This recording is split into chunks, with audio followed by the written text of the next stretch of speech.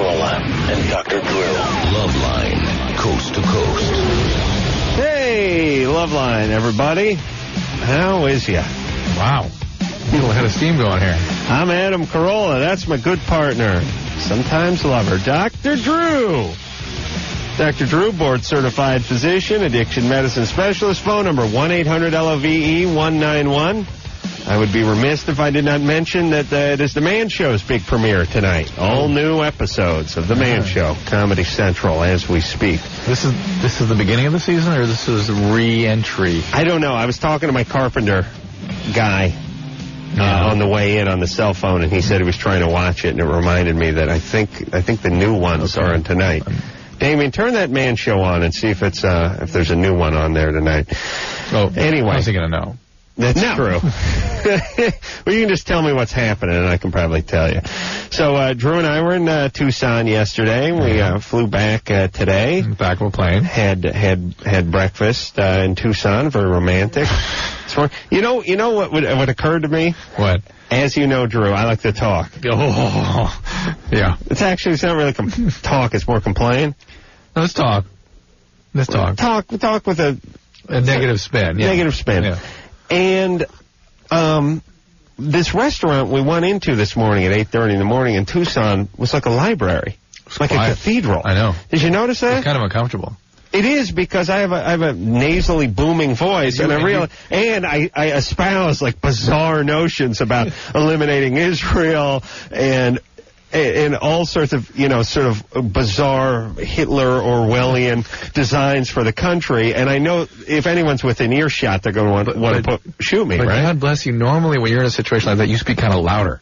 This morning, you were kind of talking like this. Well, even though you were talking about how bizarre anyone is who has a religion, really what you were saying. It was too quiet. And tell me if this doesn't anger all you people. Don't you hate it when you go to a restaurant? Now, the worst thing is when they sit you right next to some guys just sitting there reading a novel. Yeah. And he's literally, his table, I mean, he's at another table, but literally the guy's 3.5, 4 feet from you. And if you're having a conversation with your buddy, your wife, your girlfriend, your partner, whatever, this person might as well just be sitting at the table with you, just listening to your conversation. So I don't like that guy, but I understand it. He's lonely, wants to have some eggs, and he's got the newspaper. The thing that I don't like is the couple who won't talk to each other, who's sitting right next to your table. And so you're talking, and you look over at them every once in a while and think, oh, well, they're a couple. They got their own conversation going. They don't need to hear ours. But you realize 10 minutes has gone by, not a word has been exchanged between the two. And you realize, now I got two people listening. Did you notice there was a couple of couples, slightly older couples? Oh, yeah. They sat one down right by us. Angry. I was monitoring all this, Adam. We didn't have this discussion, but I was a little bit anxious about how this was going to go down. Apparently, this is what happens when you've been married for 40 years. No. You go out to breakfast, you sit down, and you just sit there for 45 minutes. You never say a word. You know what? I look at couples like that, and I think, that is so pathetic. My wife and I chat the whole time. We have a million things to talk about. We have a million things to talk about. Like, how could you do politically incorrect at the Playboy Mansion and not mention anything to me? No. How dare you? I'm talking about the kids mostly, because we don't have a chance to do this. All right, but imagine 20 years from now, the kids they're all gay, they're with their partners, they've dropped out of law school, and there's really not much to discuss. And there you are. So anyway, so here's the couples, and like I said, I want to stand up at some point and go, hey, would you MFers have your own goddamn conversation? Stop listening to us. What are you two doing? You're just staring at each other. I thought you'd be pleased with that. I thought it's everyone listen to me. No, no, I don't like the Anderson, stop watching the Man Show and stop putting the drops in here. No, that's fine. That's fine. So anyway, that was interesting. Then we got on the plane and we ran into this dude. Oh, yeah. The plane is packed. Drew has difficulty getting the flight. There's a little confusion, but we end up both making it onto the plane.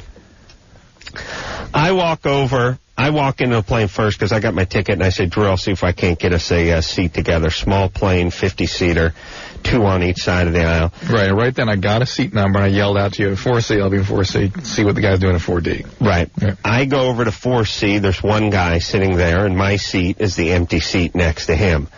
And I say, pardon me, sir, are you traveling alone? And he says, yes. And I say, I'm traveling with my partner. Would you mind it if I gave you my ticket or he gave you his ticket, and we could sit together. And he said, no. And I sort of thought I misunderstood him. I said, so I'm trying with my partner. He said, no. There was no other discussion surrounding it. It was just, no, I don't. Bizarre. And it was like a weird kind of adolescent thing. So if the guy was in his 40s, maybe 50s, no, I don't want to do that. Yeah, it's bizarre. And so here's... No, I move all the time for people. I don't even think about not doing it. What difference does it make? What difference does it make? You're sitting alone on a goddamn plane. Does it matter if you're sitting 3 feet up or 5 feet back? It's bizarre. And then here's the other thing that steams my bean with this. One of us is going to be sitting next to the guy. After that. You really want the pissed off guy sitting next to you who you wouldn't move for while his partner, while his girlfriend, while his wife or whatever is sitting in the back of the plane PO'd? They're not sitting together? That's the guy you're going to have next to you for the whole flight? Well, what kind of life strategy is this? Yeah. And by the way, is there zero difference? And it's funny, Drew and I were talking before we got on the plane about our strategy with this stuff, which is, hey, if you got a chance to be a hero, I mean, if you can make someone's day. There's nothing for you? You don't burn a calorie? Why not? Although, strangely, we had that conversation predicting we'd have trouble. Right. Remember? Right. No. Then there's the other guy. Then there's the other guy. No. Then there's another guy. So then Drew and I worked a little, and we got our own seat together in the back of the plane. And Drew got to there, and he got there with his luggage, and he was trying to stuff it up in the overhead bin, and there wasn't enough room up there. So Drew pulled out 2 blankets and a pillow, and it was a small plane, so he was kind of looking for space. And there was another guy who was sitting right across there who just had an open seat next to him. No one was sitting in it. And Drew said to the guy, "Hey, you mind? Yeah. Hey, can I set this pillow and blanket down on this open seat to make myself some room in the overhead bin?" And the guy said, No. It's like the weird no plane. Like, you got an empty seat next to you. You want to put a pillow and a blanket down on it? No. Now, wait a minute. Now, this is just interesting, and that kind of stuff never happens to me. Do you piss people off? Is that the thing here? My neighbors don't like me. Maybe this is the deal here. Maybe that when I'm with you, no, you're right. Like crap. You're right. They're jealous. They're jealous of my looks. Oh, I see. What else could it be? But here's my whole thing. We're going to calls now, but this is all I want to say. I understand the no. Like, I understand when I'm driving, I'll cut somebody off, I'll throw them the bird, I'll do stuff, and then I'll drive away thinking, oh, man. But when you're going to sit next to them for the next hour and a half, 2 hours, I mean, literally, the 2 people that told us no were within inches of us for the next 2 hours. Isn't that kind of uncomfortable to have the guy you just told no, the guy you just pissed off, just plopping down right next to you now? Oh, and then some old lady got on the plane. But an old lady got on, and just as they were closing the door, this fat old lady got on board. She was waddling all the way to the back of the plane, and she was heading right for this guy's open seat where Drew wanted to put his blanket. And she got there, and the guy had to get up and stuff. And I turned around, and I went, "There's your blanket, buddy. Enjoy." You're a nice guy, Adam. Yeah. What about people treat you like crap? I don't understand. Oh, well, F them. I can't imagine. F them. Oh, that'll make them treat you nicer. That's good. Brad's 17. Brad, what's going on? Hey, pretty much my question's like this. There's this girl at my work, and I know she likes me, or I know she's at least attracted to me, and I really like her a lot, but... How old is she? She's 16. And what's the problem? Well, I just don't know how, first of all, she has a boyfriend, and I really want to talk to her, and Wait. You haven't spoken to her yet? No, I've talked to her, and you get the vibe that she likes you? No, another co-employee, after for me. Yeah. So I'm pretty much positive. Where do you work? Where do you work? I work for Santa Cruz Seaside. What's that? Isn't everything in Santa Cruz Seaside? Well, it's the boardwalk. The boardwalk. Oh, okay. Yeah, the sort hot dog figure. on a stick? No. Okay. And this guy is not pulling your chain. I mean, this guy said she liked you. He's not screwing with you. Or was it a girl that came up to you? That's another good friend of mine that asked her. Oh, you sent someone to ask her if she was into you? Pretty much. All right, so you've got a green light. That's what I'm saying. But, okay. I understand why people are reluctant to do what I suggest they do, which is go ahead and state your case and let them know that if they're going to break up with their boyfriend, or as soon as they do, there you are. You're ready.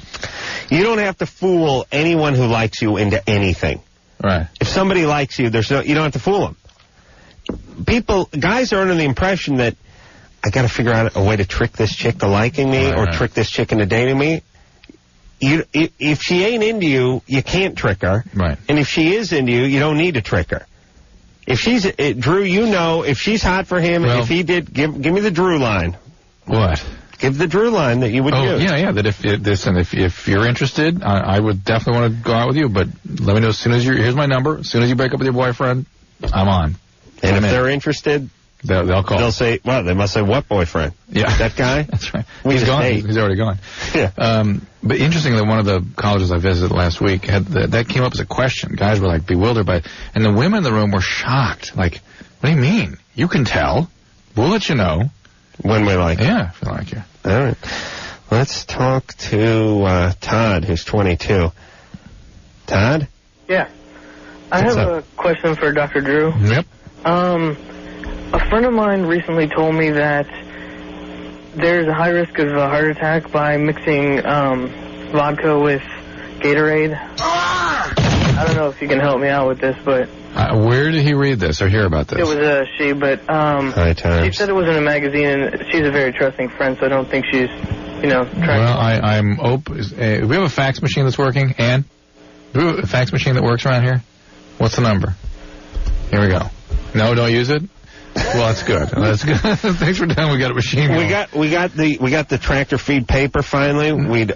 It came from the former Soviet Republic. Yes, but they say there's a chance that it may catch on fire if it's activated, so it's best not to. It's not plugged in. Reason being, I want to. If anybody knows about this, has any articles or whatever can substantiate this, I'd be willing to look at them. But I can't imagine how that would be true. Neither of those things have anything in them that have anything to do really with cardiac function. But Drew, you always talk about drinking that Gatorade when you're hungover.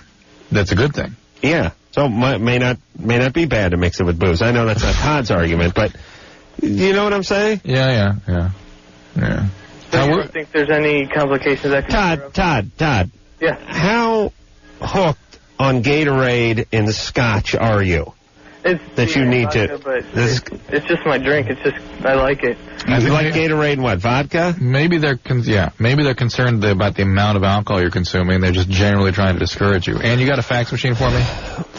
No, last time we got busted. Don't do it. You got busted? Because it jammed up. It's like the fax machine for the whole building. Oh. Gatorade. How about Have them post stuff at AdamandDrew.com. Andrew, ANDD, There's a message board there.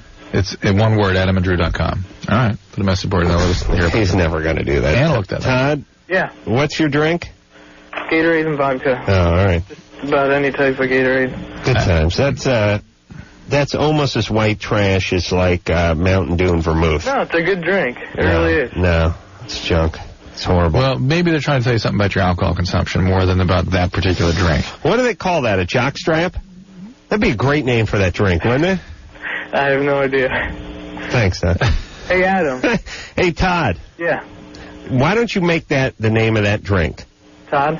No.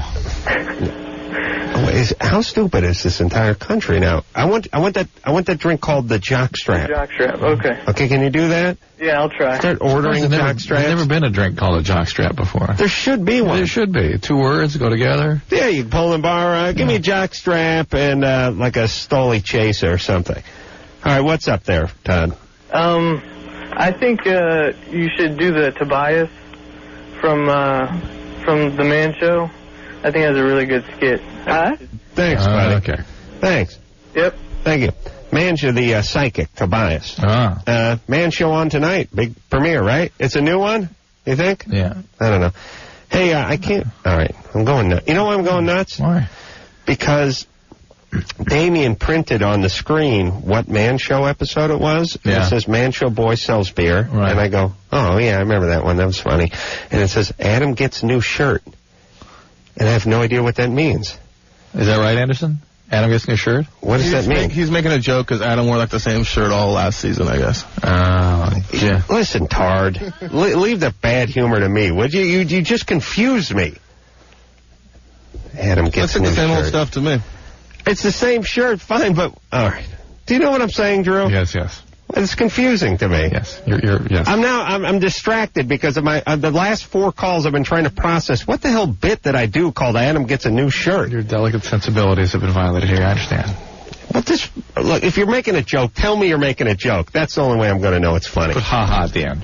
Now, even when you're telling me verbally, I want you to tell me this is a joke. Say ha-ha. Stacy. Hi. Hey. The reason why I'm calling is because I've been married for a year and a half now, and I came from a very abused childhood, very traumatic, and my husband, I've known him for 3 years, but every time I look at him, he reminds me of, like, my mother. My mother was murdered, and he also looks similar to my brother, my biological brother. Mm-hmm. Yeah. And who murdered your mom? My father. Oh, good times. And so, and I mean, I love my husband unconditionally, but sometimes I just look at him and I have to, like, close my eyes and, like, think of something else because he looks... How old were you when your mom was murdered? I was 7. Oh. Were you there? Yeah, I was in the house. And what did your dad do? Did he shoot her? Stabbed her. Boy. Where's he? Prison? Incarcerated, That's good. And is anyone you love going to just look like your mom, you think? Well, I mean, I look like a mix, but, like, I've seen pictures. No, Stacey, I don't think she understands the question. Try it again. No, nobody looks like them. But anyone, listen. Anyone you were very intimately involved with. No. All right, hold on a second. Didn't she said no before? Does she know what we're talking about? I can't tell. She said no so fast that time. I'm mixed, I feel bad because what happened to her mom and stuff. Well, but it's nice that she can form a close attachment, and it's getting distorted by all this old feeling. Well, Stacey, just because this is what this show is now distilled down into, which is me trying to figure out if people know what I'm talking about, show. Here's what we're asking, Stacey. Okay. Please don't answer until we've asked it. Okay. And maybe you don't have an answer for this, but be open to it. Is it because your husband physically looks like your mother, or is it because that you love him and that you feel a bond with him, and that then reminds you of your mother? He starts looking like your mother the stronger you feel about him. No, because my mother abused me horribly when I was a child. Oh, so you hate her? Yeah. All right, so when you met your husband... No, it still could... That's not a... Because I know, okay. That's a reason to back off of a real intimate attachment, project all that bad mom stuff on it, see? When you met him, when you first saw him, did you think he looked like your mom? Absolutely not. Okay, see? Well, so then it is what we're saying. That's exactly what we're saying. Okay, thank you. So, that's not... We got to edit this show. Yeah. We'll just edit that chunk out. That'd be better, huh? And we'll edit this chunk that we're talking about. Yeah, that goes too, yeah. I agree. Okay. Stacey, that may not be the greatest place to be working this kind of stuff out. The fact that you're having these feelings come up may not be a bad thing, but it could get pretty disruptive for your relationship. That's the kind of stuff really you want to work through with a therapist. And I have. I mean, I've been through years of therapy. Well, that's probably why you're able to conjure this up to the point that you are. But maybe it's time to get back in there again a little bit, because you're probably... I'm guessing, speculating, that you're getting into a point in your relationship that's quite real. Maybe. Yes, because we're talking about having a child, and I'm very petrified of it. That's the time to revisit your therapist. And it's evoking a lot of stuff that's an opportunity for you to work. Hey, Stacy. And look at, when's the last time you were in therapy? Probably 4 or 5 years ago. Yeah, you're an adult now. It's time. You were a kid. You may be ready to handle some more stuff now. It's time to look at it again.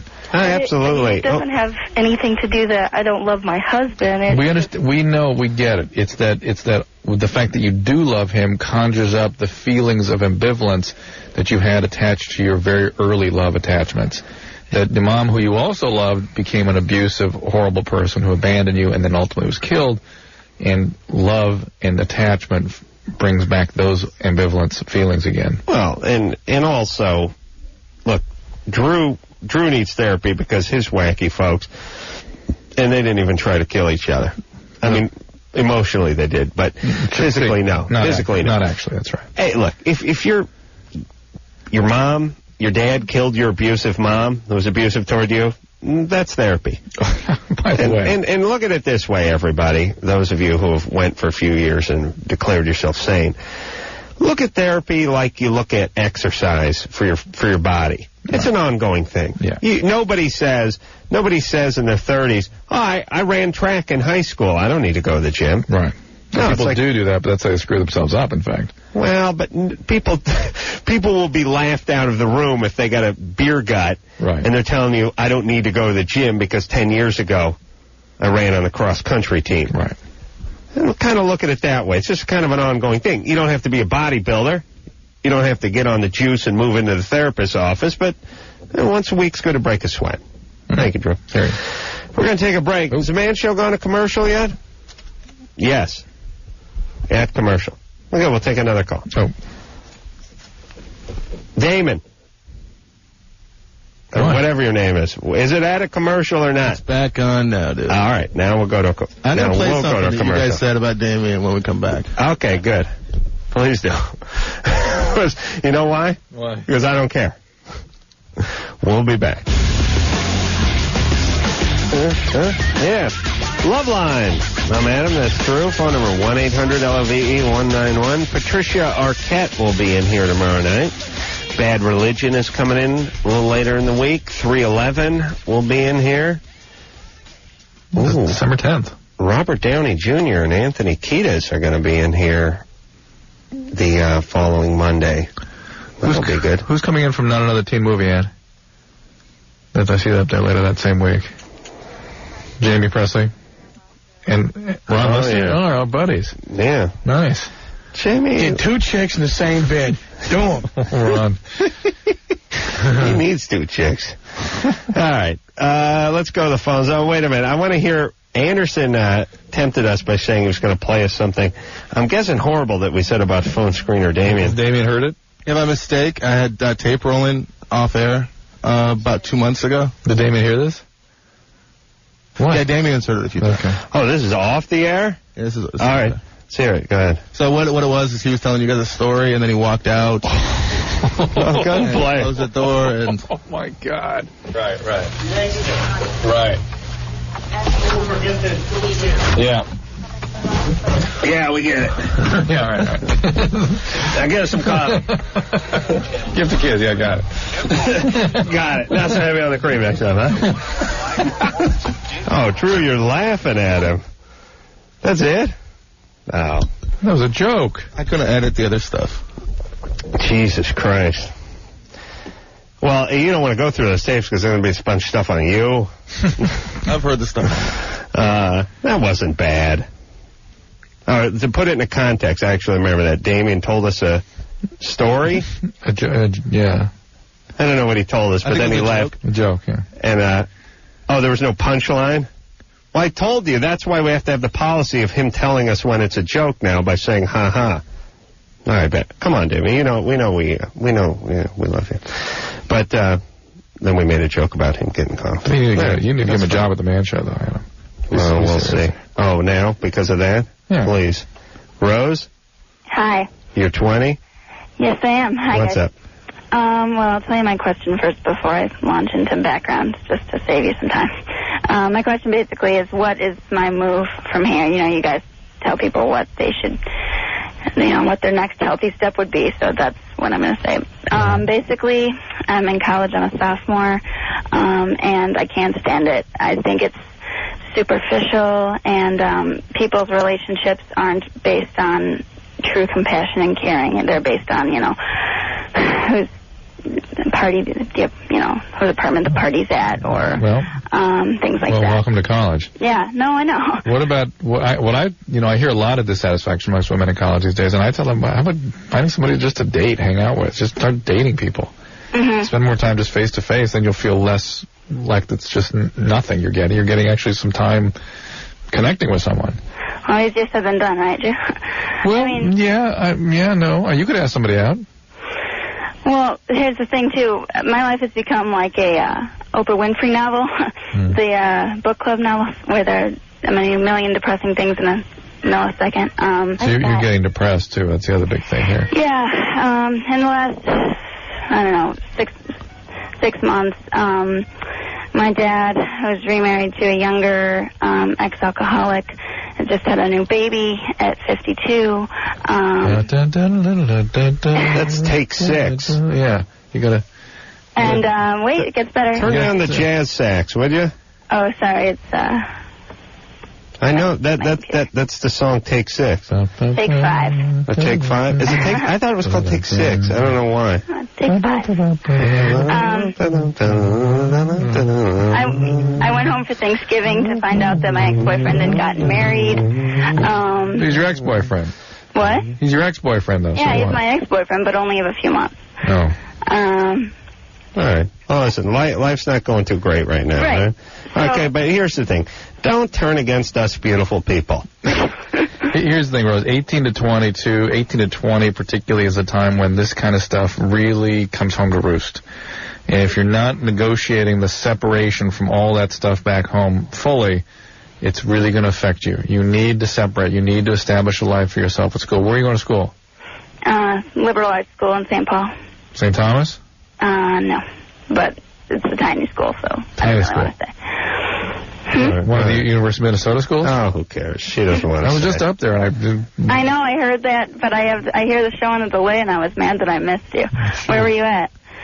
St. Cloud. Oh, okay. Okay, look, don't be depressed. And then, no, go ahead and be depressed, but don't get into all that weird stuff. It's always so pathetic. You know, like when the geeks are talking about, oh, these jocks, oh, he can throw a football 40 yards, so he thinks he's a better... It always makes you look like an idiot. No, it's not that. It's like I'd rather be, living in an apartment on my own. Go ahead. I can, go ahead. But, Rose, I would be very careful with that. Hold on a second. Do it. It's okay if she were to do it, but I think you're making a decision out of an attempt to avoid some unpleasant feelings. Uh-huh. And honestly, I think it may be a misguided decision at this point in your life. You really need to sit down and think about where you want to go and what's best for you. And if you're not able to really move along that path because you're feeling depressed, then get the depression taken care of. All I hear is you're depressed at a normal time for depression, and you're hung up on a lot of stuff back home that you're not able to separate from. And, you're at school, there's services for you there, take advantage of them. I'm with you on that. But listen, drop out, get an apartment, get a job. Go right ahead. Leave your options open, though, to return. Get a nice, crappy 40-hour-a-week job and get yourself a nice one-bedroom with a junky roommate. And then you'll see how depressed you are. Exactly. Right. Right. So that's the point. Don't run from depression. All you people who are bitching in college right now, get a shovel, quit your job, and start digging. Quit school, you mean? Yeah, quit school, get a nice, crappy job, and then we'll see how the depression kicks in. You really didn't have a shovel. You had like a coffee can you dug with. Right? I had a shovel until I had to get in the underpinning when there wasn't enough room for the shovel, and then I got the coffee can. Nice. Then you'll be that. You know when the old guy will say, "I'll give you something to cry about." Yeah. That's what that is, life-wise. You'll be depressed and miserable. And then you will drive your friends crazy the rest of your life. Keep talking about it. That's right. That's right. My friends, wait till I have kids. Oh, you're like a concentration camp survivor. Worse. Worse. Or better. Simon. Yeah. You're 16? Yeah. I've reached a general consensus with most of my Asian friends, and that I know, and we basically all agree that Asian parents are almost impossible to deal with. Are you Asian? Yeah, of course. Oh, good. Now, good. You can say whatever you want about them. You're talking about a lot of different cultures, right? When you say Asian, it's like mostly Chinese and Korean. Chinese and Korean. Koreans are worse. Are you talking about first, second generations, or? Mostly, I think it's first generation coming. See, I think any cultural, particularly cultures that have real sort of tight-knit families, let's call it. I would otherwise refer to as intrusive families. But you come from that kind of culture, and you come to this country, and you're the first generation of Americans, you got a problem on your hands. It's going to be, your parents are going to feel like a pain in the ass because there's such a disconnect between what they expect of you and what the culture is actually creating. Well, listen, and what was I saying at breakfast today, Drew? Same damn thing, weren't you? Every culture needs to be thinned out. It needs to be cut. Those Middle Easterns, those Afghanis, They need some white blood over there. We got to send some white whores over there and start thinning things out a little bit because any culture and too much concentrate doesn't work out. There is no racial bigotry here. It's like a spice, eating a spoonful of curry. It's no good. It needs to be spread out with some potato. Same with the Asians. They got to spread. Although I did cite them this morning as one of the cultures didn't need quite as much thinning as some of the other cultures, but mostly. In fact, you didn't say culture. You were talking about genetics, as I recall. well, look at it this way. Look, if you go into Africa where there's no thinning, it's a mess. You go into Central and South America where there's no thinning. You don't mean thinning. You mean genetic diversity. I mean, let's get some other colored people in there and start thinning it out. Other genetics. Start mating. Other genetics, yeah. Thin out the concentrate. Yeah. Central America, South America, a mess. No thinning. And now Southern Africa, or, not Southern Africa, East Africa. Mm-hmm. A mess. The Middle East, disaster. Needs to be thinned out. And the Asian cultures need a little white blood in there, too. Thin it out. Right. Not because it's better. It's got to be thinned out. It could be like water. So, Simon, it's I think more a function of the change in culture, and they really can't make that adjustment. It really is going to be your kids that are finally able to make that adjustment, I suspect, because you're not going to do to your kids what they did to you. Of course not. Well, not of course not. You'll do some of it. You'll be surprised. Oh no, God. No, but the best looking and the best from an attitudinal standpoint are the mix. They're just like dogs. The mutts, they live the longest, they're the smartest. They make the best dogs. The purebreds get weird. They just start, their hips go bad, and they become all neurotic. The same with people. Well, again. Look at those Afghanis. There's too much pure blood over there. We got to thin it out. You come from Let's get some Asians, we'll bring them over there. Where staying connected tightly to a family is what the culture's built on. And this is a culture that values individuation, and so you got to really work on that. Yeah, thin everybody, thin it out. And don't get me wrong, I'm not saying you need white people. You just need to mix. Everything needs to mix up, just like that big stew. Monique. Yes. You're 32. I am. What's up? Well, my fiance basically wants to lick my ass, basically. And I read this whole thing about that possibly you could spread like disease of some sort. If you had some what we call oral fecally transmitted disease, you had strongyloides or ascaris or all that good stuff, yeah, you're going to get that. Well, what about hepatitis A? How about just coming in contact with fecal matter in general? Exactly. Does it need to be infected fecal matter? Can it just be plain ass? I think just plain ass is bad enough. Well, bad enough, but how about dangerous? Well, Monique's so into this, first of all. Lick my butt. No. Well, let me ask Drew this. If you get hold of some fecal matter in your mouth from somebody else that this person does not have hepatitis or spondylitis or anything, cephaspondylitis, is there danger there? It's an interesting question because there's danger. The bacteria that normally populate that region can cause urine infections, can cause skin infections. It would seem like you could find trouble even if there wasn't it's not a problem with the person. It's not a sterile environment by any means. Okay. And nor though is the mouth, you see. And so, it's not as though it's a typical way to get some serious stuff, some serious S going, as you might say. Yeah. So he wants to shoot you that pink dart back there. Here's why I have to say that usually my fiance is all about Adam, and I'm all like, I like Dr. Drew. Dr. Drew's a little mellow, and Adam, I'm kind of liking. Well, I mean, both of you are on. Right now, I'm like thinking, how can anything on my ass be okay to be near his mouth? Well, my butt. I'm not saying it's. Listen, sorry, my butt. my most significant sort of feeling on this is that you don't want him to, and so that's that. Just tell him no. Right. Or you don't want it. He wants you to do it to him. It's even worse. Like, you don't forget it. No, you're not going to do it. You know what though? We're pretty open-minded. I'm pretty open-minded, I think. Yeah, that's fine. You thought about it, and that's it. You decided it wasn't what you wanted to do. Hey, I'm an atheist. I don't want to lick any hole. Well, but honest to God, I'm more concerned about, like, I really, like, if he wants to go and do that, that's fine. What? What do you mean? If he wants to lick my butt. Oh, I see. But honest to God, I'm concerned that, I know what it takes to get a health card, and I know, that there's a lot of health concerns, and really, if he's going to get some sort of bad something. No, I'm telling you, Monique, unless you have something to transmit. Then it's okay? It's not the healthiest thing you can do. Yeah, let him roll the dice. Let him do it. Shut him up. No, but he specifically wants her to do it to him. Well, yeah. Oh, I thought it was just her. No. It's like he wants to me, but then he also wants me to do it to him. But, like I told him, I said, my biggest concern is that I plan on marrying you and spending my life with you. I don't want you to, like, lick my ass and then die. Lick my butt. Man, what would you tell his mom? Monique, if this were a real people get into some weird stuff these days, and there's not typically much happening as a result. You hear more about it, especially on this show. Maybe you have to talk about one fatality, right? I think they make when a guy dies of AIDS, they say he had, liver failure or cancer or something. I think they might do the same thing if someone actually died from eating someone's ass. Not on this show. Eating someone's ass. Okay, so here's the point. What's the point? I lost it. Just don't do what you don't want to do. If you want to do it, do it.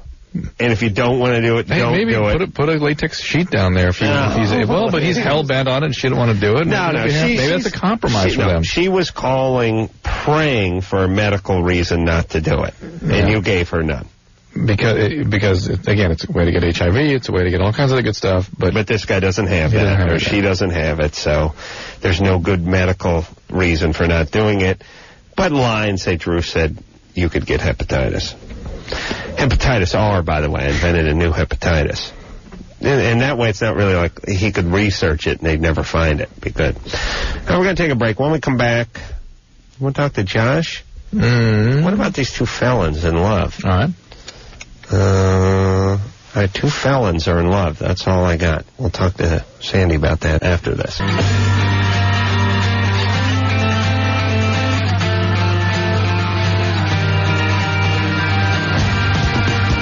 Oh, here we are. Oh, that's the honor. Let's go. Come on.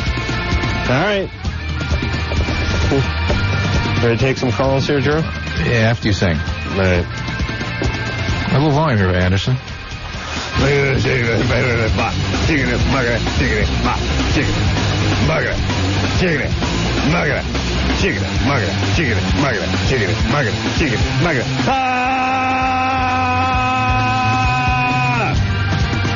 Thank you. Sandy. Yes. 21.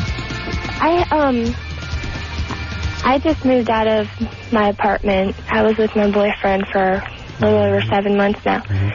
And we lived together. Hold on a second, Sandy. Hold on. No, I'm coming up. All right, go ahead. I'm very concerned. You were living with your boyfriend for how long? For 5 months. And I just moved out yesterday. How old is he? He's 29. 29. All right. And I was just wondering how to keep the relationship working and us not falling apart because neither of us have a job and neither of us have a car. Why'd you leave the nest? Because I got an eviction notice and I moved in with my mom because she's across the street from a bus line. Where is he? He's about 15 minutes away. He's still at the apartment. He has nowhere to go and my parents won't let him move back. Why did you move out and not him? Because my parents wanted me to... No. Listen. Mm-hmm. If everyone had to leave the apartment, why is he still there? Because he has nowhere to go. Yeah, but why didn't you kind of stay with him? Oh.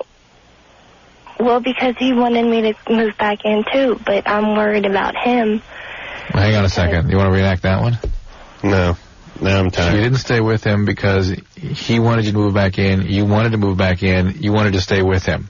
Why didn't... I didn't want to move back in with my parents, but I had no choice. But he's over there. Listen, Sandy, you are not following my questioning at all.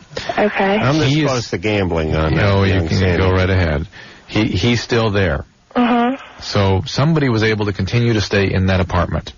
Yeah, but we haven't gone to court yet for the eviction notice. So once we get to court, which is on the 12th, we'll have 30 days. Why didn't you stay with... No phone, no electricity, no food, nothing. He's there by himself. And why didn't you kind of hang with him? Why didn't you support him? Why didn't you? I'm not saying you should have. I'm just curious. He's hanging. Why didn't you stay? It was too miserable? Was it just because no food? What? No, I love being with him. I mean, it's why didn't you being away from him? Well, because I'm on probation too, and if I don't have a job or anything, I'm gonna probably have to go do some time. And so if they found out you had an eviction and weren't working, isn't he gonna get in trouble too? He's done with his probation. He just got... So you had to leave because it was a lot at jeopardy for you. Yeah, but I'm worried about him because his family... Yeah, but Sandy, you gotta understand, we don't know all that history. You didn't give us that. So it just seemed curious. I was wondering how you felt about him, that you sort of left him. He managed to stay, but you kind of took horrible. off. I mean, yeah, I get it. You had to because you had a real serious thing lying in the balance here. You'd go to jail. What are you on probation for? A burglary charge I got. You a drug addict? Well, yeah, I helped my ex-boyfriend break into a pharmacy and steal some pills and stuff. And were you doing the drugs too? No, but I was drinking real bad at the time, though. Mm-hmm. I've been through recovery in the halfway house and everything like that. What was this guy on probation for? There was an animal clinic. He broke into an animal clinic for the pain pills. And this current boyfriend? Yeah, this current boyfriend. Wow, you got one boyfriend who broke into a pharmacy for pills, and the other one who broke into an animal clinic for pills? Yeah. It's amazing how people find the same person over and over, isn't it? Yeah, but he's nothing like that. No, nothing. I can tell. I know. His behavior is completely different. Okay, so... And then I'm trying to get my parents to agree on them taking me over there one night a week and just having me spend the night until I get a job or until he finds out what he's doing. I'm trying to get him into a shelter through Department of Human Services. Why don't you just get him into a shelter? Focus on that and don't worry about spending any time over there. It's too big a risk for you. Why don't you get your parents to get you over there? Because I don't have a car. And I don't have no money. I can't walk because it's like 15 minutes away. Hold on a second. 15-minute walk? Mm-hmm. Are you disabled or something? No, but... Why can't you walk? 15 minutes? It's about 15 minutes by car, actually. Oh, by car. Okay. Well, okay. And I just don't know how to keep the relationship. Well, Sandy, hold on a second. You can't take a bus? You don't have any friends who could give you a lift over there? Well, I kind of had a situation where I kind of lost all my friends because of my drinking and my decisions I had made and everything like that. Okay. Okay. I don't know. I'm going to just shake Sandy like an Etch-a-Sketch. Yeah, First off, okay, baby, look. Okay, but you're sober now. Yeah. I worry a little about this guy. I worry that he's not real good for you. He's a 29-year-old guy who's living without power, food, phone, and water in a place that he's supposed to be evicted from. Able to steal... You're looking for a shelter for this guy. Can't this guy get a job?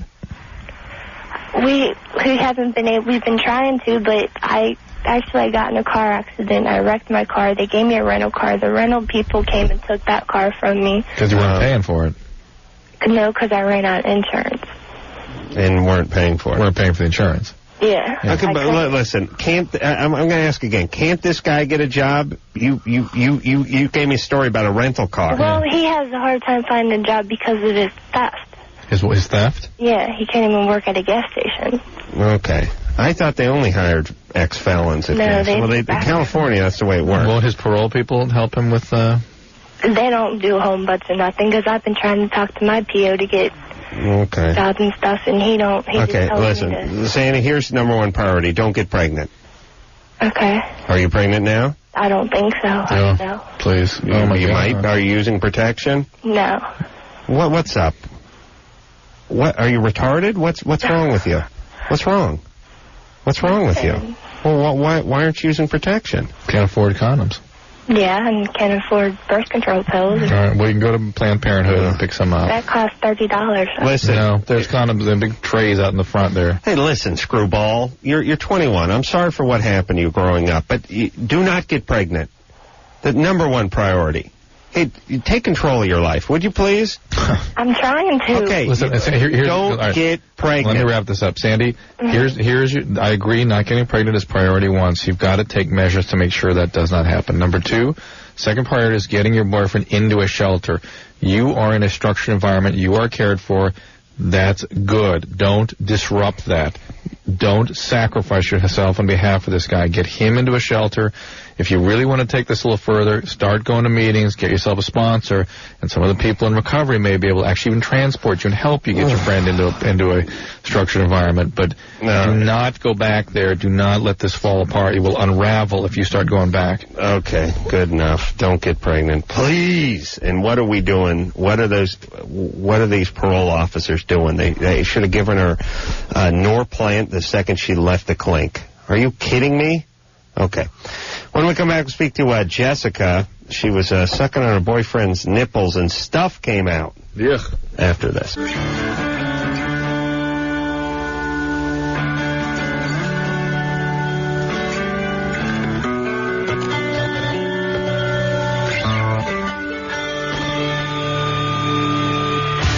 Hey, everyone. Loveline. I'm Adam. That's Drew. Phone number 1-800-LOVE-191. Patricia Arquette in here tomorrow night. Bad Religion later this week. 311 later this week. Early next week, Robert Downey Jr. and Anthony Kiedis are going to be in here. And some of the cast of Not Another Teen Movie will be in here, too. Jimmy Presley and Ron Lester. Big boy. So, lot of good guests to look forward to. What was his name in Varsity Blues? Everyone knows him by that character. Oh, it's always like Billy Bob. Billy Bob. Yeah, Billy Joe or Billy Bob. They always do very creative naming. Big fat lineman guy. What was it? Billy Joe, Billy Bob. No, it's Billy something. Billy Joe or Billy. Oh, it's Billy Bob. Hey, Jessica. Hey. Hey, you're 18? Yeah, I'm 18. What's up? Well, I was visiting my boyfriend in San Francisco. We're different colleges. And, my boyfriend likes to have his nipples, sucked and, nibbled a little bit. I like a little nipple play myself. Yeah, everyone does. Everyone does. I have very sensitive nipples. So, anyway, I do it pretty regularly, and it's always there's never been a problem. And I was just kind of, down there, his nipple was between my teeth, and something came out of it. And I mean, in retrospect, I don't know if it was milk or anything. I was just kind of shocked, And it wasn't blood. It could have been, pus or something, but it kind of squirted. Mm-hmm. So, we were just kind of freaked out, and now he thinks that he's lactating. Well, that might be what he's doing. Is he on any medication? I don't think so, no. Squirted into your mouth? What? Into your mouth it squirted? Yeah, it squirted right into my mouth. Sweet. What'd you do with it? I just kind of swallowed it. I kind of panicked. Oof. And then I, was able to put it together in my head. Nice. Yeah. Nice. All right, so, Drew, what could this be? Well, sometimes thyroid problems can do this. Sometimes medication can do this. Sometimes, though, pituitary tumors and that sort of thing can do it. And sometimes nothing. But it is something that needs to be evaluated. Mm-hmm. And so he needs to see a doctor and just get some basic blood tests done to see if there's anything that sort of jumps out. Could it be milk? Because I suck them pretty regularly. Yeah, and just the irritation of you yanking on them can do it, too. Stimulation, Drew, not irritation. Yeah. Well, he should go, see just regular doctor, go to Student Health Services, and let them check it out. It may or may not be something, but it is definitely something worth checking out. But, can guys lactate at all? Say, Jessica, what did I just go through a whole explanation about? Would you get off the milk thing for 10 seconds? I'm sorry. I know you decided a while ago that it was milk. Yeah. Well, it's probably what it is. That's really? probably what it is. And it's, again, thyroid, medication, makes sense. Irritation. These are all things that are pituitary tumors. So I see. It's something needs to be checked out, or not, nothing. So get it checked out, all right? But even if it is milk, it still needs to be checked out. I see. All right, baby. I appreciate it, guys. Right. Good times. And that stuff coming out of his penis, that's not milk, Yeah, I was wondering about that, too. Okay, thanks. What do you do with that when it comes out? I usually swallow. Oh, man. I'll tell you, you'll take anything. Pretty much, yeah. Yeah, you're just like a toxic landfill. I like that. Just dump all our crap in Jessica. God bless her. 18 and ingesting everything. Vanessa, Yeah. you're 23? Yeah. I had a breast reduction when I was 13. Mm-hmm. 13? Yeah, because I told my mom that I was getting made fun of at school because I bloomed faster than anybody else did. And I told her that I was going to kill myself if I didn't get a breast reduction. Because I had been through a whole year of, just going through stuff at school and being made fun of. And so they finally did get me one, and it was way too young because you scar worse. Why do they say that? Because you pulls apart a little bit? They say because you have more elastin in your skin or something like that. That's interesting. But you know how they go around, like where the breast connects to the body. How big were you? A triple D. When you were 13? Yeah, and they grew after that because they made them like perfectly matching, and then they grew a little bit after that. So one's like a little bit bigger than the other one. How big's the rest of you? About 130. Oh. How tall? 5'2", 5'3". Yeah, I could stand to lose a couple pounds. I can spank to that, though. But see, they told me that it was all tissue, that if I would... No, when I got my breast reduction, I was tiny. And I've gained a little weight since then, but... So, you were like a tiny person with a triple E? Triple D. Triple D? Yeah. Ooh. But they said that it was all Speaking tissue. Of tissue, Drew, I have to get some of that myself. It wasn't fat. It wouldn't have come off if I would have lost anyway. Right, of course. Okay. Yeah, and so it sounds like it was a good choice for you. Were you okay after they had done that? The breast reduction? Yeah. Well, I was better after that, but now I really wish I hadn't have done it, or I wish I would have waited because the scars are so big. What'd they bring you down to? They brought me down to a C, and now I'm like a small D. Mm-hmm. And you're worried about the scars? Right, because the one that goes up to the nipple. Right, it's called inverted T. It's an upside-down T. Oh, right. It's kind of a smiley mouth. The inverted T? Yeah. That's the offense we used to run in high school. It's real wide. The scar is it's wide. Like half the length of my index finger. The other ones are kind of puffy, like a keloid. Yeah. You want to get them redone? Yeah. All right. We get the scars redone, you say? Yeah. Right. Is there any way they can make them go away? Not make them go away, but they might be able to, yeah. Okay. That's a possibility. How's your skin color? It's white. Are you white?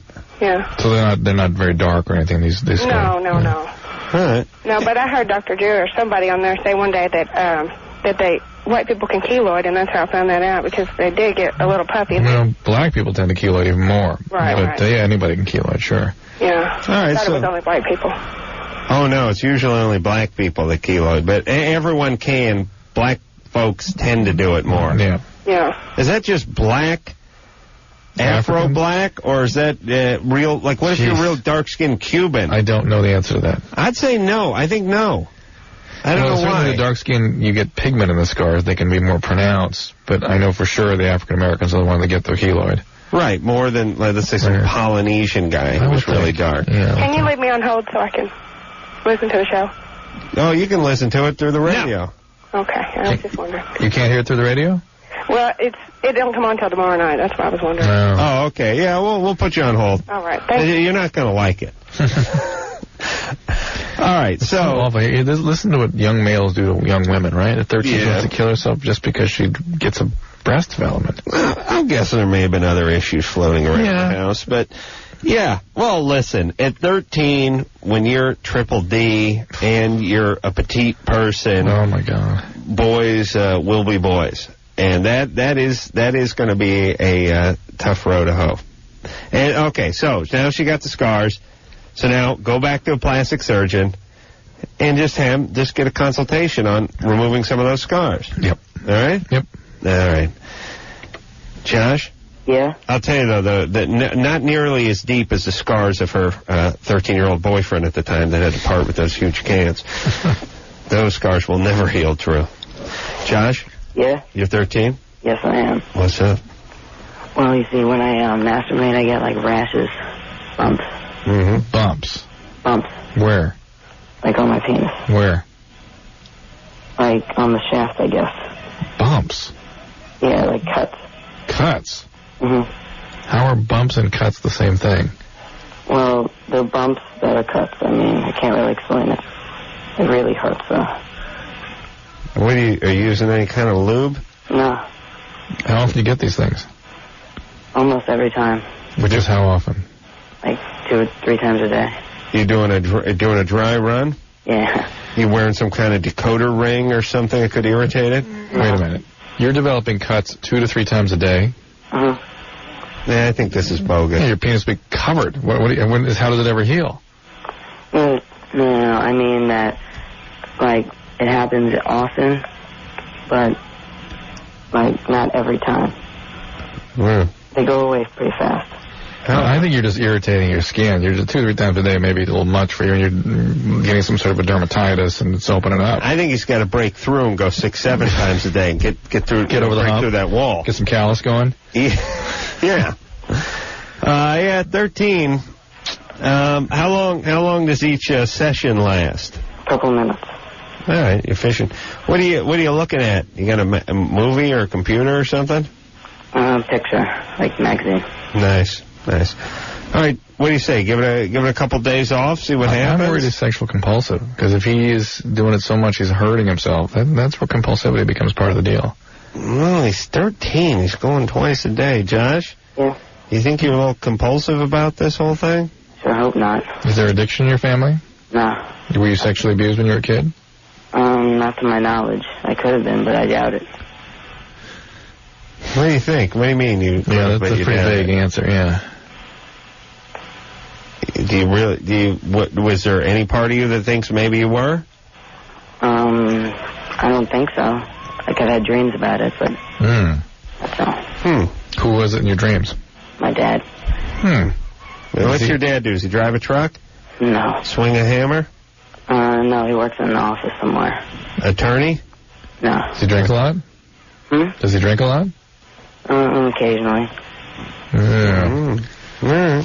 I mean, when your parents drink, sometimes they do stuff that they wouldn't otherwise do, and then you inherit that gene, and that can put a little energy behind the sexual activity. Hey, Josh. Here's my. I'm gonna give a 5-day plan for you and your penis. All right. Alrighty. When's the last time you beat off? A couple hours ago. Fantastic. I was waiting on the phone. Same here. Oh, while you're waiting on the phone? Yeah. Gotta stay awake. Yeah, that's right. Use it or lose it. I think that's a first. No, we must have had people spank it while they're on hold. It's really not to tell us about it. Well, the guy was on hold for 99 minutes. 99 minutes? 99 minutes and 20 seconds. We had a guy masturbating on air once. Oh, really? Why can't I remember? Stacey Valentine was our guest that night. Yeah. And Adam wasn't here, and the guy was like breathing heavy. And it was I don't remember. Yeah. Hey, Josh? Yeah. I'd like to see you go 3 days without beating off. It'll be hard. All right. I know. Give your penis skin a chance to heal. See if you can do it, and then after the third day, like on Wednesday or Thursday, when it's time to go again, call us if there's a difficulty with the skin. Yeah, right. That's what I'm saying. Maybe we can call him, Tara. Maybe we can follow up with this guy. 3 or 4 days. Yeah, 3 or 4 days, right? All right. Mark. Yeah. You're 14. Yeah. What's up? Yeah, I had sex with my girlfriend for the first time yesterday. And, when I masturbated today, there was some redness, probably blood in my semen. True? Yeah, I'm just thinking it probably has nothing to do with you having had sex yesterday, unless you were particularly vigorous or something happened. Not at all? Not at all? Well, nothing the girl I had sex with had it at all or anything like that? What do you think, Drew? Blood in the semen is not the sign of a sexually transmitted disease. Not absent other symptoms. It's just not. What is it a sign of? It's usually a broken vessel in the system there that brings the semen up front. And it's something that needs to be looked into, Mark. It really does. But it's not, it very, very infrequently does it actually amount to anything. All right, let me ask this. Should he sit with it for a little while, see how it goes, see if it goes away? No, he should see someone right away, but it's not likely to be anything. Well, what if he beats off tomorrow and it's nothing?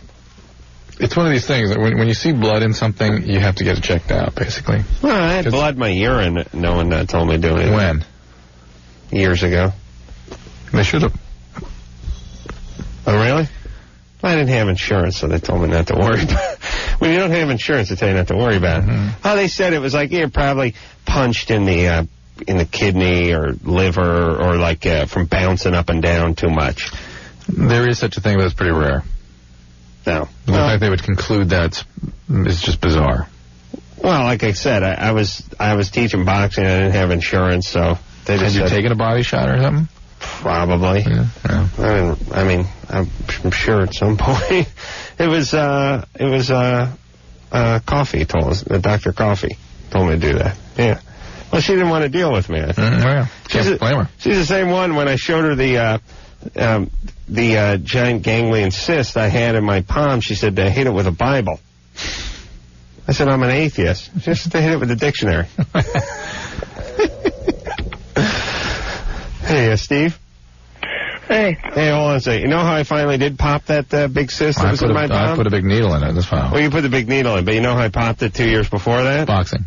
No. Playing basketball against some midgets. Full court. Got on a fast break.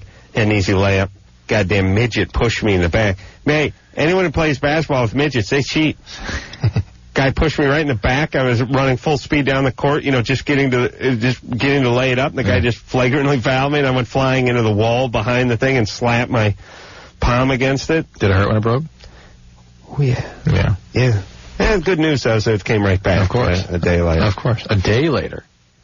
Didn't take long to reform. Yeah, no, it wasn't a couple of weeks. Wow. I mean, it started right on back. It was sore as hell. Steve? Sorry, buddy. Had to tell the midget story. Hello? Yeah, hello, buddy. Oh, hey. Hey, buddy. I really have a lot of respect for you guys. I'm serious. Thanks, Steve. All of you. I've listened for about 6 years or so. 6 years since you were 8? Yeah. Wow. Yeah, basically, I almost have my life here, so. I really want to thank you because I went through a real suicidal time about a year and a half ago. How come? I was really, really depressed. Just the whole family matters and all those different things. And what was happening? My dad was like, he was a little physical abusive, but not to the extent of, a lot of stories here, but, it was enough for me to really notice. Did this show help you at all when you were that way? Oh, yeah, definitely. How? You guys, the whole pushing with the therapy and just so many things like that. Oh, me telling the fart jokes and stuff helped? There you go. Thank you. Love the Man Show. Thank you. So what's up? I realized I was gay about a year or so ago, and I didn't take it really badly, really confused and all that stuff. But I'm really wondering where I can find out around Chicago area. Where I can find out, where to find places to meet other people and stuff. I would start with the Gay and Lesbian Youth Center. They usually are, a big city like Chicago would have probably several of them. There's a bar outside Chicago called the Mail Sack. Yeah, you need to go somewhere where there are people that are sort of real supportive and available to you. You don't want to go somewhere just to hook up. That's what I mean. You want a peer group. Right, it's M-A-L-E. It's not, it's different mail. Mail slot? Mail sack. Mail sack, I see. There you go. Yeah. Yeah. Would you know any, places by any chance, a place that I could find out where, any websites that have any listings? Do we have can I have that book down there? The numbers down there at the bottom here. See if we have anything in our references. I don't think we do, but look down here. Here? Yeah. My hand on it? Yeah. Oh, Jesus. Steve, you're making me move laterally. You know how difficult that can be for me. Steve, you sound, and Drew, you'll agree with this just by nodding your head, but he sounds like a very mature 14-year-old. Oh, yeah. Someone who's worked through a few problems and done a little therapy. And also sort of done, at ease with his whole thing. Yeah. You're gonna turn out fine, Steve. I don't have any worries about you. All right, I have a teen hotline. You can start with that. It's 312-491. Okay. 2400. And what do you get out of that? It's a teen I'm sorry. Is that for, hotline? Is that hot teen talk? Or? No, it should be just resources. Don't we have any young gay phone numbers? Well, here's this thing called Horizons, and it says gay and lesbian issues. My therapist told me about that. All right, it's 773. 929. 4357. 43. Now, We have not specifically checked all these places out, so be very cautious. These are coming to us referred, but we haven't specifically checked them out. I call them Horizons. Yeah. I might check into that myself. What is this? All right, that's enough, Drew. Is that a national number you gave him? No, local Chicago. Oh, really? Yeah. Wow. We really cater to our callers. Sandy? Yes? You're 22? Yes. What's up? Well, I was raped about a year ago, and I found out about 6 weeks after that I started to get some, like, bumps, and I thought I had HPV, but I went to the doctor, and they said that I had molluscum contagiosum. Mm-hmm. Who raped you? My best friend's fiance. Oh. And how that story plays out, she didn't believe it, they blamed you. No, she believed it. He admitted it. Oh, my God. I gotta give him points for that. We were all drinking, and I passed out, and he raped me while I was passed out. And where was she? In their bedroom. Oh, and I was in the living room. He came out to the sofa kind of thing? Yeah. Oh, boy, wait a minute. Let's keep this going after the break. I got more questions. I know, I got a bunch to say about this, too. So you want to take a break now? Yeah, let's do it after, because I got a bunch to say about this. Okay. What did you do, get paged? No, I got You got stuff to say? Yeah. All right, Sandy. Okay. Hang on, hold on. Take a break. Sandy was raped by her best friend's fiance when she passed out on the sofa. She thinks she may have a venereal disease. Or does have a venereal disease, but not a real good one. That molluscum contagiosus is not too bad. Never hurt anybody. And we'll take that after this.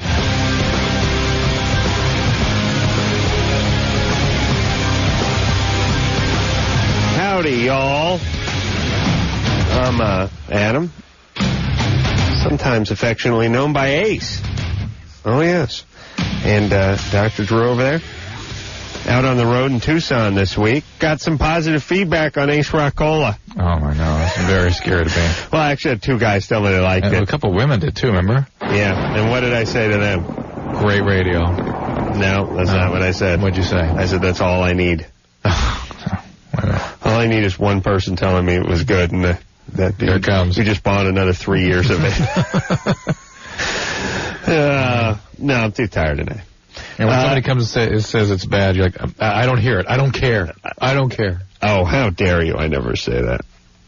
Do I? Do you have that on tape? And I don't care? Okay. Kiss my ass, you idiot. It's Loveline. We were Patricia Arquette coming in here tomorrow night. And when we left off, we were... She's still married to Nick Cage? No. Shocking. Maybe we'll ask her about that. Yeah. They were together for a while. Good 8 or 10 years. I don't trust that Nick Cage because he's a passionate man. Oh, really? You know how I feel about those guys. Yeah. He's bisexual.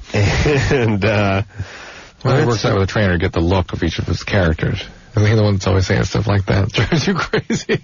Yeah, he's getting into his role, like Gone in 60 Seconds, where he's got 24 hours to steal 51 of the most exotic cars. 3 of them prototypes have not been made yet. We need to get a hovercraft, an amphibious craft, a Bradley fighting vehicle. We need a 69 Lamborghini Miura. We need I'll get them all. You know why? Why did we come to you? Because wait, because you're the best. You're the best. You're the best. You play by your own rules. Yeah, you were you're framed. The best. You were framed once. You're the best.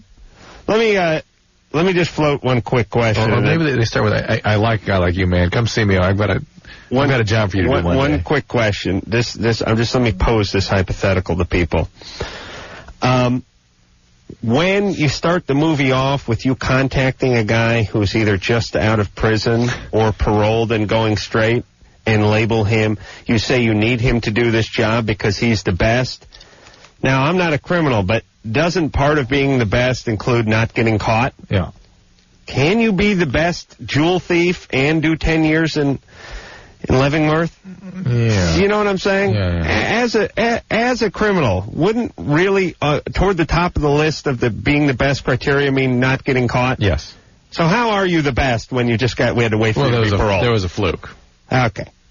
You're the best. Oh, somebody call me and tell me the name of Nicolas Cage's character from Gone in 60 Seconds. Speaking of a call, and we will all have a tremendous laugh when we hear the name. Why? because it's one of those great, bad. You know it, or you can't remember it? Can't think of it, but it is a great, bad name. The guy, we did have some responses on the website about the Gatorade and vodka. People are thinking that perhaps he was referring to Red Bull and vodka, which that does start to make sense to me. There could be something potentially a problematic, all those stimulants and whatnot mixed in with alcohol. That's not a good mix. Generally, stimulants with alcohol are thought to cause a more cardiotoxic compound, but those are specific to the specific stimulants. Like cocaine is formed into something called cocaethylene, and that tends to be more cardiac problems associated with that than pure cocaine. Hey, Anderson, is that Heart Attack from Animal House? Are you aware? I do know. The heart attack sound effect. Where's it come from? I have no idea. I think it's from Animal House for some reason. It might have actually come from a cart that they used for Animal House. All right. Sandy? Yes.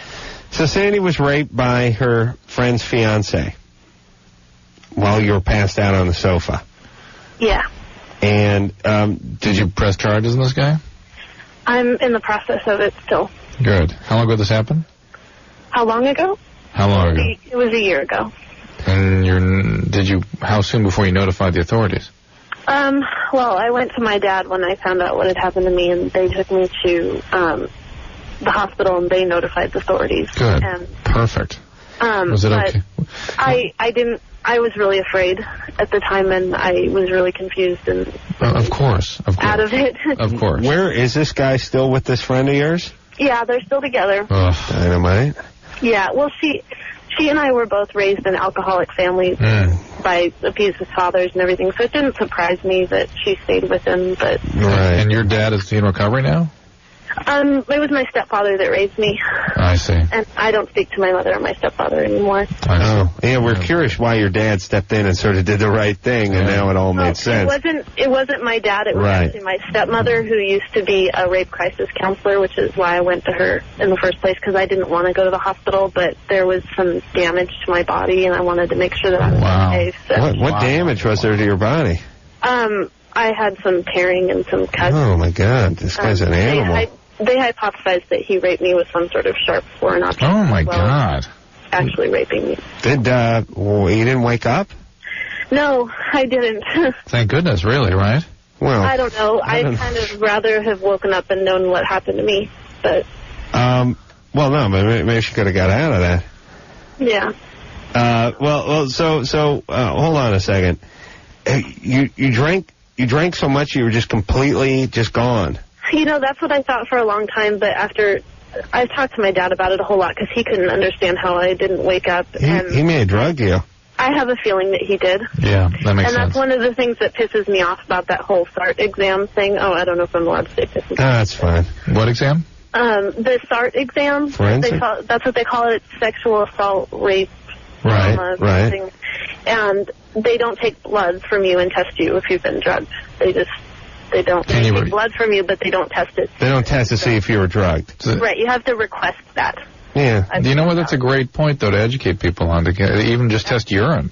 Yeah, you have to request that they test you for drugs. At the time, it didn't even occur to me. I was I don't know. I don't know. It helps build your case, though, if you fudge, And but by the way, that may not be them. That may be the ACLU. Right. Saying that you cannot test somebody for drugs unless they specifically request it. Right. They could at least offer it to you. I mean. Yeah, but like I said, I would blame the ACLU on that more than blame the hospitals. But because they're doing a forensic exam trying to bring up criminal charges. Yeah. Why wouldn't they? But okay. So a couple of do they really think this guy put something in you?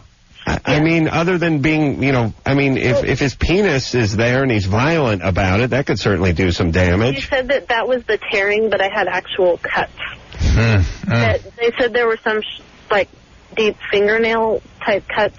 They couldn't identify some of them. Well, maybe they were fingernails. Yeah, they said that some of them definitely were, but some of them... Jeez, this guy just sounds like an animal.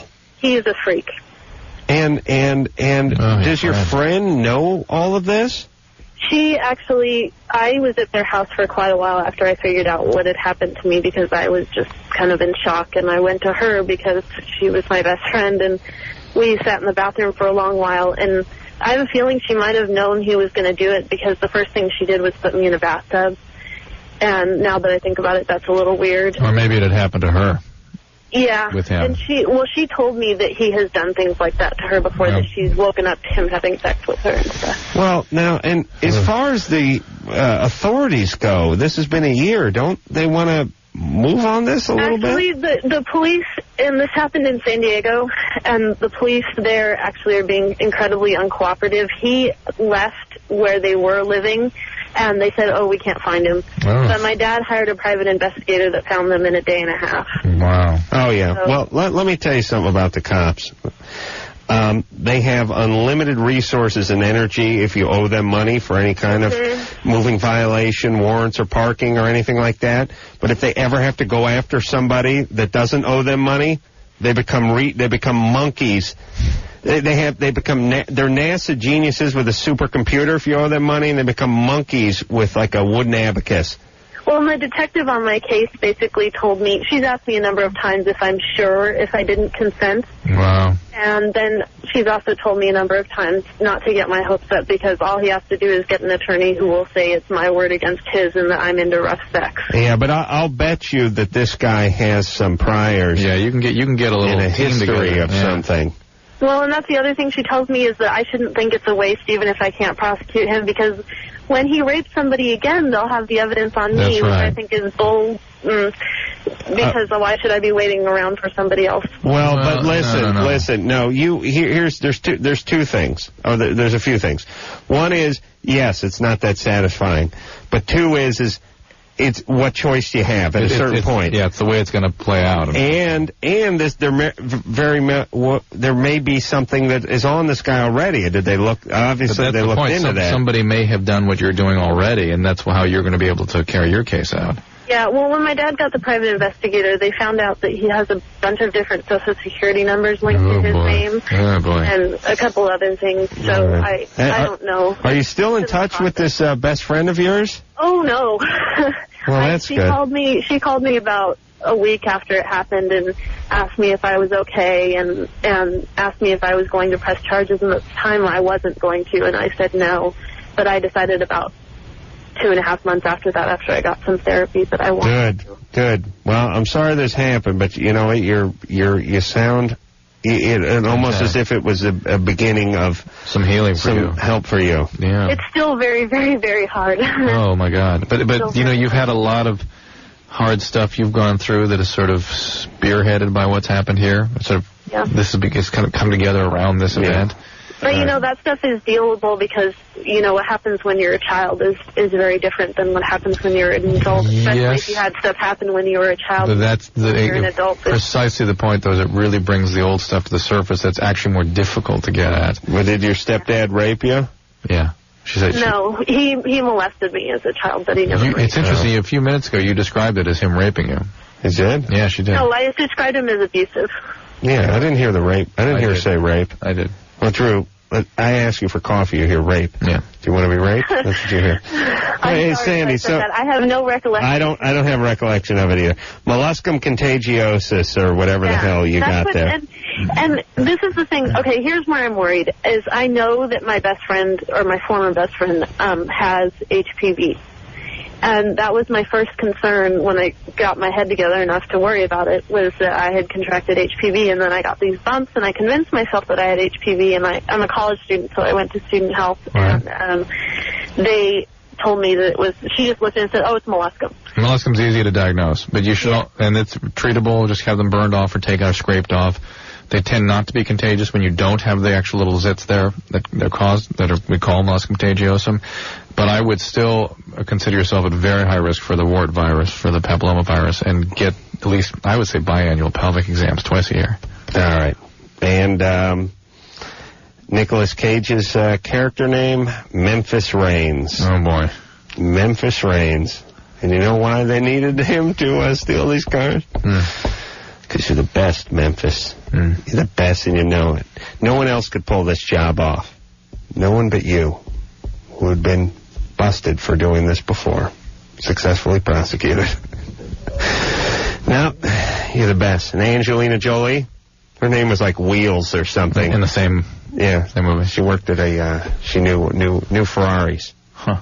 You know any hot chicks that know anything? Not just about cars, just anything? No. Yes, I do, but not about cars. Do you?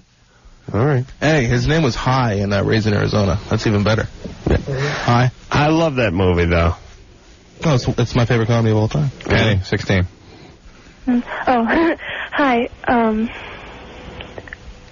Okay, I broke up not a long time ago, but about 6 or 7 months ago.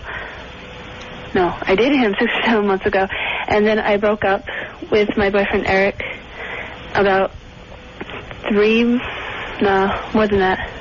Well, I dated him for about 4 months, and then my friend Deborah, my best friend, who's been my friend for like 7 years, about a month after I broke up with him, she broke away from me, and what I'm wondering is because Eric, when he seemingly out of the blue, because I was away at a... Please work in another number, please. Yeah, why don't you just go, just to stay with this. Listen, you got to understand, everybody. If you go, it's like if I go, here's my phone number, I want you to go, 213. No, wait, no. 310. No, hold on. 818. No, 714. After a while, you shut down, your head just starts swimming. I don't know if you were with this guy 6 months ago, or if you're with him for 6 months, or you broke up 3, Here's or the your deal. best friend. What's the question? What's the question in one sentence? Okay. Both of them pointed out certain qualities in me, like I'm insensitive and mean and stuff, when they broke away from me, and I don't know if I should try to figure out what's wrong with me and change that, or just look for someone, friends and dating, who are more like me. Also insensitive and mean, you mean?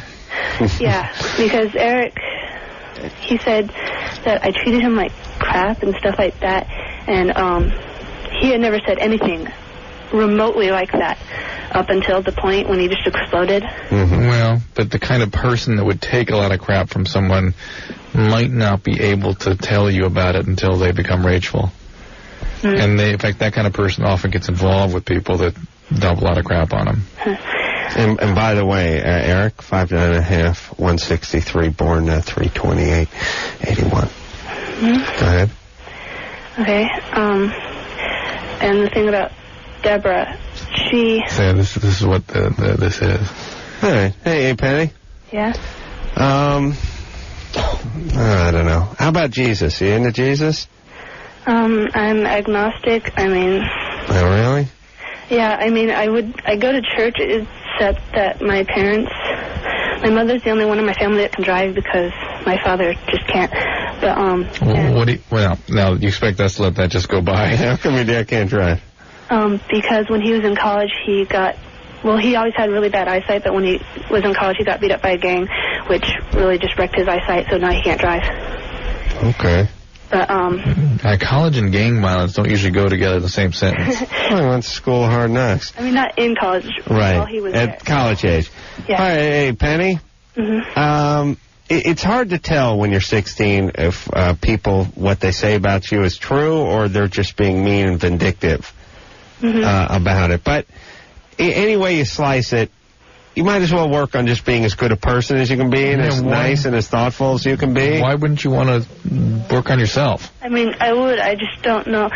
Because also with Deborah, the thing was before a couple weeks before that, she had a little problem where she was telling me I was being mean and stuff, so I worked on it and I tried to be nice and everything, and then she seemed to be good with it. All right. A couple weeks later, she just turned. Well, maybe you start getting mean again. Okay. Maybe. All right. Well, look. I've known Penny all of 4 minutes. She sounds delightful. And how mean can someone named Penny be? Think about that. Any truly evil people other than Penny Marshall named Penny? Maybe she in the band Pennywise. She was being mean by driving them crazy with her tangential ramblings. That's good. Yeah, I did start to get angry halfway into that. And they begged her to stop, and she wouldn't. She kept throwing numbers at him. Yeah. All right, Penny, you're a good person. Just listen. Wouldn't our advice always be the one variable you can change in life?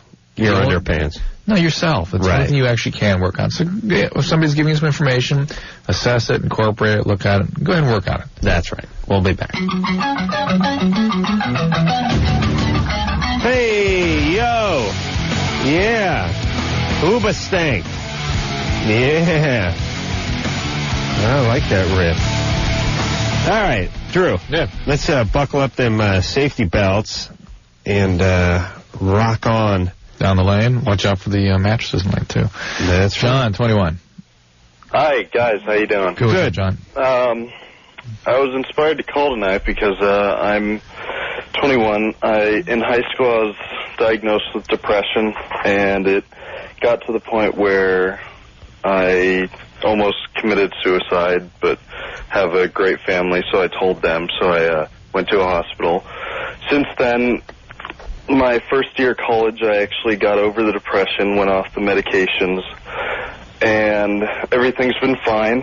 And recently, for no real apparent reason, the depression started up again, and extremely recently, past couple of weeks, it's gotten kind of out of control where I'm having destructive thoughts again, not acting on them and not planning or anything, but having the destructive thoughts. This with depression, this is more often the case than not that it recurs. So absolutely, you got to get back on the medication that worked for you, get back in touch with the team that was taking care of you. You weren't doing any drugs or alcohol that helped precipitate this at all, John? I'm sorry? You using any drugs or alcohol lately? No, I never used drugs, but alcohol is occasional use, but I don't get out of control. All right, listen, there's a great organization called the National Depressive and Manic Depressive Association. I don't have their 800. Good times. Yeah, it's the you can get it on the web, though, at ndmda.org, ndmda.org. They've got tons of resources. It's a patient advocacy group, lots of stuff about depression and medication and how to work with your doctors on it, but it is something you need to get back on medication. Good luck. Amanda? Hello. You're 22? Yes. Is it common for people who are molested to repeat it? Yes. You were molested? No, I guess I should back you up with the story first. Well, let's just answer the question. Yeah, absolutely. It tends to be you become a victim, and victimizers seem to know that somehow, and they find you. Well, yeah, but also if you were molested, you will molest others. Oh, about 60% of the time. Some of the time. About 60% of the time. I'd say guys more than women. Yeah. Okay. Okay. So someone molested who? Well, no one molested. Okay, well, my ex-fiance, I believe he was molested as a child. Mm-hmm. And I just found out recently that he was going around showing himself to people, not a specific age group. I like how she describes this. It makes it seem almost like presenting. Yeah. But he was showing himself. Right. But just like going out of his car. You don't know if it's not necessarily younger people. Well, like I said, I just found out, and how'd you find out? The cop. Pardon me? The cop. How did you find out? Well, I came home like a couple nights ago, and a detective was actually at my door. Wow. And yeah, it was a shock to me too. And he came up to me and said, "Are you Amanda?" And I was like, "Yeah." And then he said, "Well, I got some news for you." And he just told me that my ex-fiance was showing himself to people. All right. Well, you broke up, though? Yeah. All right. Let it go. He's your ex. You know what? It's been hard because we just lost a baby. I had a stillborn child with him. And so now you're completely disconnected from him, right? There's nothing... He's been calling me from the jail and talking to me and everything. So I want to, it's like really hard. Hold on. He did time because he exposed himself? He's doing time. He's there. He didn't have any priors? No, he's never. No, this is his first time, and he... How do you know that? Hold on. A million guys have pulled their junk out and waved it out a car window. How do you know it's the first time? Because, well, I guess I really don't know. No, listen, people with murder charges don't stay in jail. How much time is he doing? I'm not sure yet. He hasn't gone on trial. All right. But, listen, they're holding him with a heavy bail, right? I think it's $15,000. Well, that's a lot. Okay, listen, I'm sorry for what happened with you and your stillborn, but in a way, it's probably a good thing. Yeah. Because this guy's God knows what kind of guy. You guys are too young. You shouldn't be having kids. Don't get reconnected with this guy. This is a great way to make a clean break. Mm-hmm. What could be better? He's in prison. Yeah. Awaiting his fate. You move on. I know you're depressed. Codependent. I know you read a book called Codependent No More, or The Road Less Traveled. One of those two books, all right? There you go. All